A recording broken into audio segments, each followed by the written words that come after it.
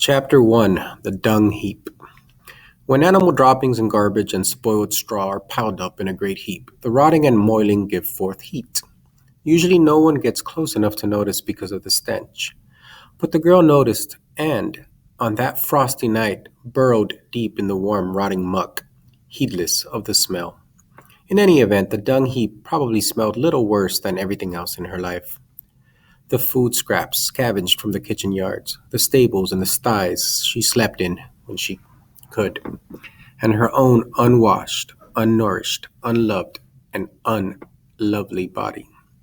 How old she was hard to say. She was small and pale, with the frightened air of an ill-used child.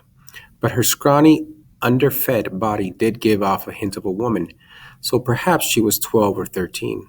No one knew for sure, least of all the girl herself, who knew no home and no mother and no name but Brat, and never had. Someone, she assumed, must have borne her and cared for her, lest she toddle in the pond and changed her diapers when they reeked.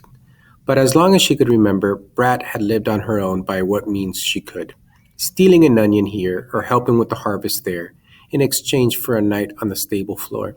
She took what she could from a village and moved on before the villagers, with their rakes and sticks, drove her away. Snug cottages and warm bread and mothers who hugged their babies were beyond her imagining, but dearly she would love to eat a turnip without the mud of the field still on it, or sleep in a barn fragrant with new hay and not the rank smell of pigs who fart when they eat too much. Tonight she settled for the warm rotting of a dung heap, where she dreamed of nothing, for she hoped for nothing and expected nothing. It was as cold and dark inside her as out in the frosty night. Morning brought rain to ease and cold, and the kick of a boot in Brat's belly. Hunger. Brat hated hunger most. Or was it the cold? She knew only that hunger and cold cursed her life and kept her waking and walking and working for no other reason than to stop the pain. Dung beetle, smelly old dung beetle sleeping in the dung. Boys. In every village there were boys, teasing, taunting, pinching, kicking. Always they were the scrawniest or the ugliest or the dirtiest or the stupidest boys, picked on by everyone else, with no one left uglier or stupider than they but her. And so they taunted and tormented her. In every village, always. She closed her eyes. Hey, boys, have off! You're mucking up the path in my new Spanish leather shoes. Away! And you, girl, are you alive or dead? Brat opened one eye. A woman was there. A woman neither old nor young, but in between. Neither fat nor thin, but in between. An important looking woman, with a sharp nose and a sharp glance and a wimple starched into sharp pleats. Good, said the woman. You're not dead. No need to call the bailiff to can you off. Now out of that heap and away. The fierce pain in her stomach made Brat bold. Please, may I have something to eat first? No beggars in this village. Away. Please, mistress, a little to eat.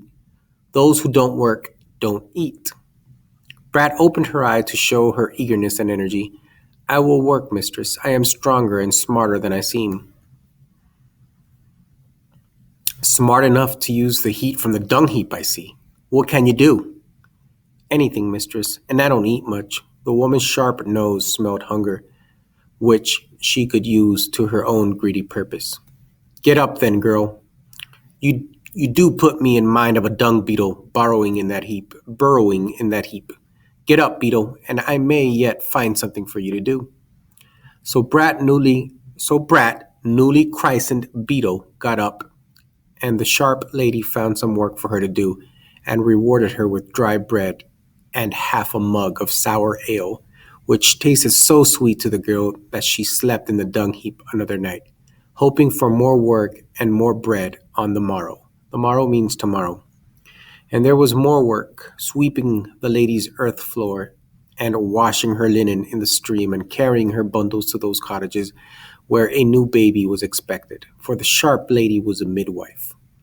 Beetle soon acquired a new name, the midwife's apprentice, and a place to sleep that smelled much better than the dung heap. though it was much less warm.